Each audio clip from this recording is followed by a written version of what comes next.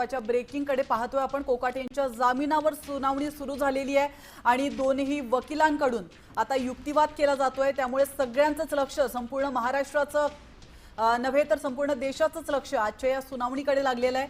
Court आज काय निकाल देतं हे पाहणं महत्त्वाचं असणार आहे। तर महत्त्वाच्या काही बाबी आपण या ग्राफिक्सच्या माध्यमातून पाहू शकतो। तुमचे उत्पन्न सारखेच राहणार नाही, त्यामुळे आर्थिक निकष बदललेले आहेत असं कोकाटे यांच्या वकिलांनी युक्तिवाद केलेला आहे। वार्षिक मिळकत 1989 ते 94 पर्यंत समान धरावं असं सांगितलं नाहीये आणि याकरता 2 वर्षांची शिक्षा कशी होऊ शकते असा प्रश्न देखील कोकाटे यांच्या वकिलांनी विचारलेला आहे। तर कोकाटे यांच्या वार्षिक उत्पन्नासंदर्भात वकिलांचा जोरदार आक्षेप त्यांनी नोंदवलेला आहे। त्यानंतर कोर्टाच्या निकालात कोकाटेंच्या वार्षिक उत्पन्नासंदर्भात माहिती देण्यात आली आहे। कोकाटेंच्या वकिलांचा युक्तिवाद आपण पाहतोय। तर कोकाटेंचे वकील यांनी जोरदार युक्तिवाद केलेला आहे। आता यावर सरकारी वकील नेमकं काय युक्तिवाद करतात आणि कशा प्रकारे आपली बाजू मांडतात हे पाहणं अतिशय महत्त्वाचं असणार आहे। सरकारकडून ॲडव्होकेट देशमुख यांची नियुक्ती करण्यात आलेली आहे, ते बाजू मांडतायत। तर दुसरीकडे कोकाटे यांच्याकडून रवींद्र कदम हे युक्तिवाद करताना पाहायला मिळत आहेत। तर कदमांनी नेमका आतापर्यंत काय काय युक्तिवाद केलाय आपण या ग्राफिक्सच्या माध्यमातून पाहू शकतो।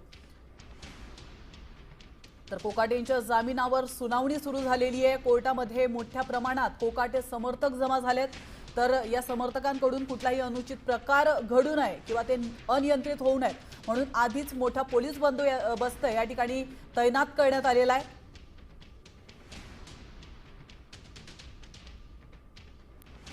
तर थोड्याच वेळात आता कोर्ट नेमकं काय निर्णय देतं याकडे सर्वांचंच लक्ष लागलंय। सोबतच थोड्याच वेळात आता डॉक्टरांचं मेडिकल बुलेटिन देखील समोर येणार आहे। या मेडिकल बुलेटिनमध्ये कोकाटे यांचे काय रिपोर्ट समोर येतात, त्या रिपोर्ट्समध्ये नेमकं काय नमूद केलेलं असतं हे पाहणं महत्त्वाचं असणार आहे। कारण कालच नाशिक पोलीस हे मुंबईमध्ये दाखल झालेले आहेत आणि वांद्रे पोलिसांना भेटून त्यांनी पुढील कायदेशीर प्रक्रिया पूर्ण केली आहे आणि त्यानंतर ते लीलावतीमध्ये देखील दाखल झाले। तिथे त्यांनी डॉक्टरांशी बोलणं केलं, त्या ठिकाणी चर्चा केली आणि डॉक्टरांकडून आता काय अहवाल समोर येतोय कोकाटे यांच्या संदर्भात, त्यांच्या प्रकृती संदर्भात, त्या संपूर्ण प्रकृतीची माहिती आता 4 वाजताच्या मेडिकल बुलेटिनमध्ये समोर येणार आहे। त्यामुळे मेडिकल बुलेटिन समोर आल्यानंतर कोकाटेंना काहीसा दिलासा मिळतो का अटकेपासून, की त्यांना लगेच अटक केली जाते, याकडे देखील सर्वांचंच लक्ष लागलंय। आज 2 महत्त्वाच्या घटना अतिशय महत्त्वाच्या आहेत, त्या म्हणजे एक मेडिकल बुलेटिन आणि दुसरं म्हणजे हायकोर्टामध्ये सुरू असलेला हा युक्तिवाद। आता कोणाचा युक्तिवाद फळाला जातो आणि काय निर्णय घेतला जातो उच्च न्यायालयाकडनं हे पाहणं अत्यंत महत्त्वाचं असणार आहे। कोकाटेंच्या वकिलांनी महत्त्वाचा युक्तिवाद केलेला आहे। तर कोकाटेंना सोमवारपर्यंत दिलासा द्या, अत्यंत महत्त्वाची मागणी कोकाटेंच्या वकिलांनी दिलेली आहे। अर्ज करताना 12 महिन्यांपूर्वीच्या उत्पन्नाची माहिती दिली आहे आणि त्यानंतर 1994ला अलॉटमेंट लेटर म्हाडानं दिलं असं देखील त्यांनी या युक्तिवादमध्ये म्हटलंय।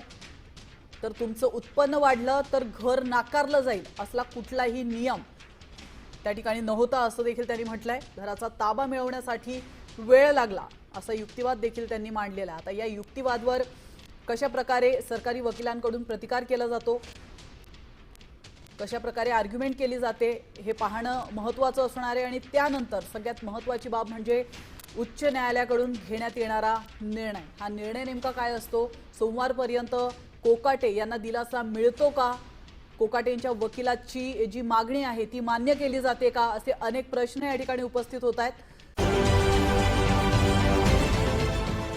देश विदेशातील प्रत्येक घडामोडींचे लाईव्ह अपडेट मिळवण्यासाठी आता साम टीव्हीच्या सर्व सोशल मीडिया प्लॅटफॉर्मला लाईक, फॉलो आणि सबस्क्राईब करा। तसंच सर्व नोटिफिकेशनसाठी बेल आयकॉन प्रेस करायला विसरू नका।